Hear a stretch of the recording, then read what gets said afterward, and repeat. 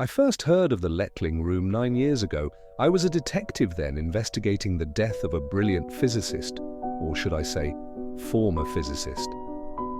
She had once studied dark energy at one of the top universities in the country. Yet one day she had abruptly quit with zero notice and never published again.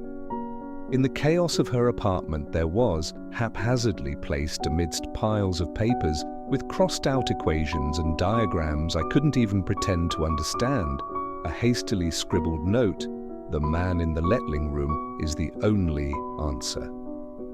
I had flipped through her diary, curious if it had any clues as to who this mysterious man might be. In her diary she wrote of a place called the Letling room. She described it in precise methodical detail.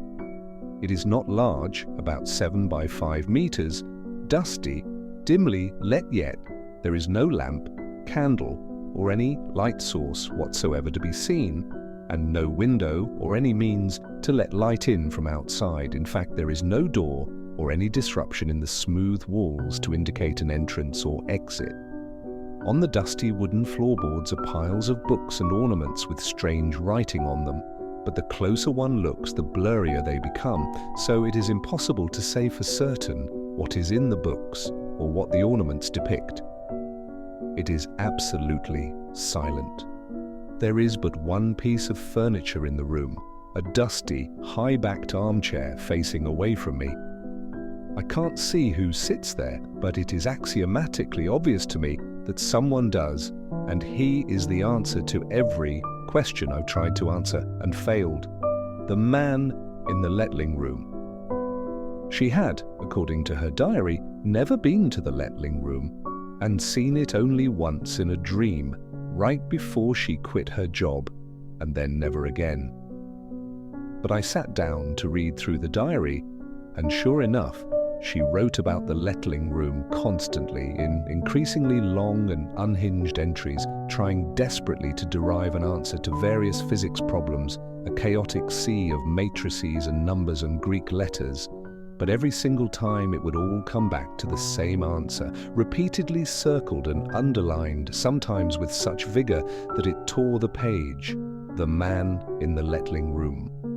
The final entry was comparatively short, and to the point, a few days before her body was found, November 4th, 2015. I give up. I've spent my entire life trying to understand why the universe is the way it is. It's the only thing I've ever had, the only thing that makes me happy. And the only answer that can ever make any sense is the man in the fucking Letling room. Fuck him and fuck all the therapists who just repeat he's not real, like a broken record. Forget it. I'm done wasting my life. That physicist's death was officially ruled a suicide, brought on by paranoid schizophrenia. It was, I suppose, a fairly open and shut case. There was a note, an empty bottle of pills, no signs of foul play. Life moved on, and the Letling room drifted to the back of my mind as newer cases piled up, especially after I got married, moved across the country, and went private. Less mindless bureaucracy, more interesting cases that way. Not to brag, but I even managed to crack a couple of high-profile cases that had been cold for years, and I suppose I forgot about the man in the Letling room. For a while, in any case.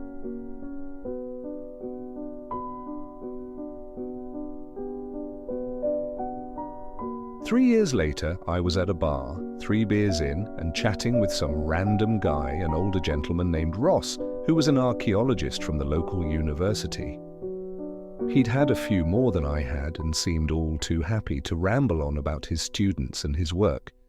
He'd apparently spent over 20 years studying some Bronze Age tribe in the Caucasus and trying to figure out why they'd suddenly disappeared 3,200 years ago. But that's all in the past, he told me. Today was my last day. I'm retiring and heading up north to my cousin's farm. Okay, congratulations, but why now? Weren't you just on the cusp of figuring out what happened to the Carganians? I said. On the cusp? Said Ross. Nah, man, I've figured it out completely. Hell, I've figured out why everything that's happened in human history has happened. You could even say I've solved history itself. No need to keep working on it. I got into this field to understand it all, and now I do.